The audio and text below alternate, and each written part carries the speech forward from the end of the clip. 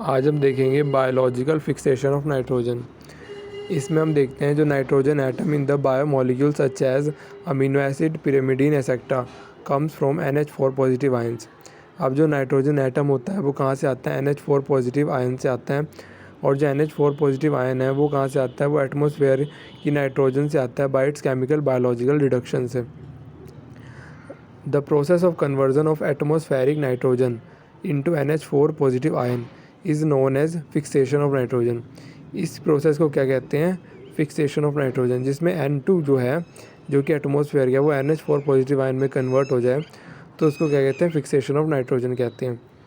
Biological fixation of nitrogen is carried by blue green algae and rhizobium bacteria.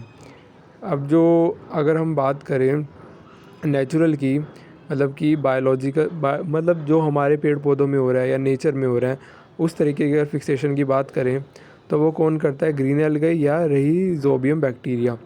These bacteria present in roots of leguminous plant such as peas, beans, alpha और clover and form root nodules in which nitrogen fixation take place.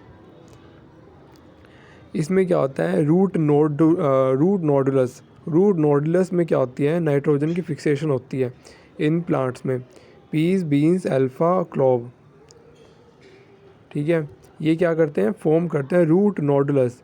इसमें root नोडुलस की formation होती है जिसके अंदर क्या होती है? नाइट्रोजन फिक्सेशन होती है बायोलॉजिकली। अगर हम बात करें bond energy of nitrogen bond, वो क्या होती है? क्वाइट हाई होती है, 950 किलो जूल पर मोल, इतनी होती है उसकी energy. Hence chemical process of nitrogen fixation, जैसे कि हेबर प्रोसेस की बात करें, take place at high pressure and temperature, whereas biological process of nitrogen fixation, जो कि लेस एफिशिएंट होती है, बायोलॉजिकल प्रोसेस लेस एफिशिएंट होती है, take place under ordinary condition of pressure and temperature, और ये ऑर्डिनरी कंडीशन में ही हो जाती है। जबकि अगर हम केमिकल प्रोसेस की बात करें तो उसके अंदर हाई प्रेशर और टेम्परेचर की ज़रूरत पड़ती है, जो कि अगर केमिकल प्रोसेस की बात करें तो एफिशिएंट भी ज़्यादा होती है as compare to biologically. Biological क्या होगा? वो इतनी एफिशिएंट नहीं होती नाइट्रोजन फिक्सेशन। और biological process mostly occur in anaerobic conditions. अब जो बायोलॉजिकल प्रोसेस होती है वो एनारोबिक कंडीशन में होती है मोस्टली, यानी कि अगर ऑक्सीजन नहीं भी है ना तो फिर वो मोस्टली उस कंडीशन में होगी जिसमें ऑक्सीजन ना हो। इसके बाद क्या है? Enzyme in nitrogen fixing bacteria is the nitrogenous complex. जो नाइट्रोजन फिक्सिंग बैक्टीरिया, वो बैक्टीरिया जो ये हमारा फिक्सेशन ऑफ नाइट्रोजन कराता है, वो कौन सा? नाइट्रोजिनेस कॉम्प्लेक्स है। जो ये नाइट्रोजिनेस कॉम्प्लेक्स है, ये जो बैक्टीरिया है नाइट्रोजिनेस कॉम्प्लेक्स, ये क्या करता है? Made up of two kind of protein component. ये दो तरीके के प्रोटीन कंपोनेंट से बना होता है। एक क्या होता है? एक होता है रिडक्टेस और दूसरा होता है नाइट्रोजिनेस। रिडक्टेस क्या करता है? सप्लाई करता है electron which are used by nitrogenase to reduce nitrogen को NH4 पॉजिटिव आयन में। ये कौन करेगी? रिडक्टेस करेगा। रिडक्टेस इलेक्ट्रॉन देगा, फिर नाइट्रोजिनेस रिड्यूस करेगा। The reductase is the FeS protein और नाइट्रोजिनेस क्या है? FeMOS protein. ये वैसे जनरल नॉलेज के लिए है कि ये कौन सा प्रोटीन है और ये कौन सा प्रोटीन है।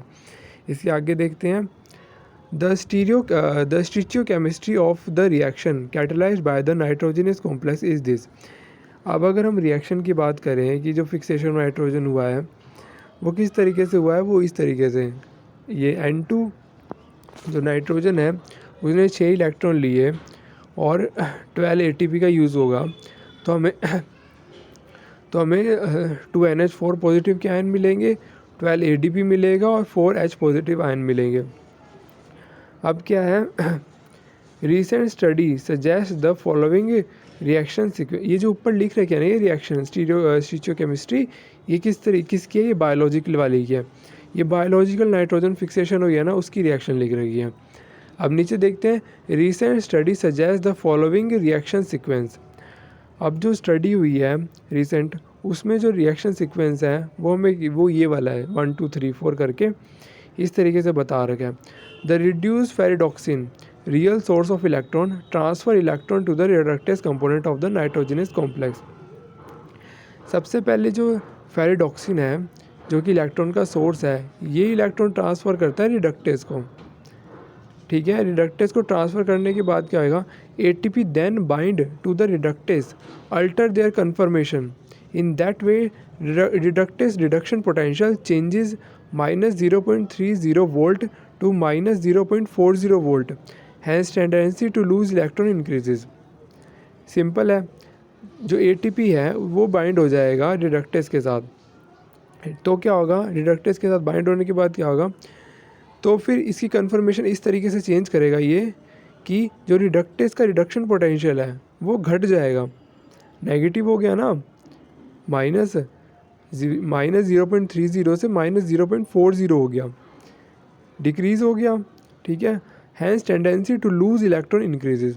तो क्या होगा, रिडक्टेस की जो इलेक्ट्रॉन की लूज़ करने की टेंडेंसी होगी वो इंक्रीज़ हो जाएगी। इसके बाद क्या होगा, increasing reducing power of the reductase enable it to transfer its electron to the nitrogenase component of the nitrogenase complex. ठीक है। अब ये आसानी से क्या कर पाएगा, इलेक्ट्रॉन का ट्रांसफ़र कर पाएगा, इलेक्ट्रॉन लूज़ कर पाएगा किसको, नाइट्रोजनस के कंपोनेंट को। Which contain the bound N2, जिसमें क्या है, नाइट्रोजनस कंपोनेंट में क्या है, बाउंड हुआ पड़ा है नाइट्रोजन, N2 जो है वो बाउंड हुआ पड़ा है। अब इलेक्ट्रॉन ट्रांसफ़र हो गया नाइट्रोजनस कंपोनेंट को, और नाइट्रोजन भी है उसके पास। ठीक है।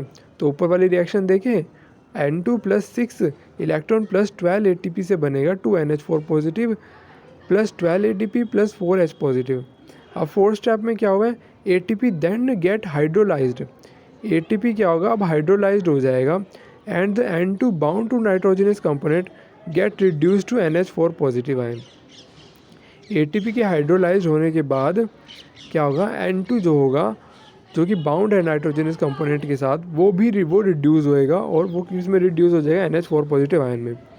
तो ये हमने क्या पढ़ा, ये है बायोलॉजिकल फिक्सेशन ऑफ नाइट्रोजन, जिसमें हमने केमिकल फिक्सेशन भी देखा नाइट्रोजन का, और हमने रिएक्शन भी देखी जो कि बायोलॉजिकल फिक्सेशन ऑफ नाइट्रोजन की थी।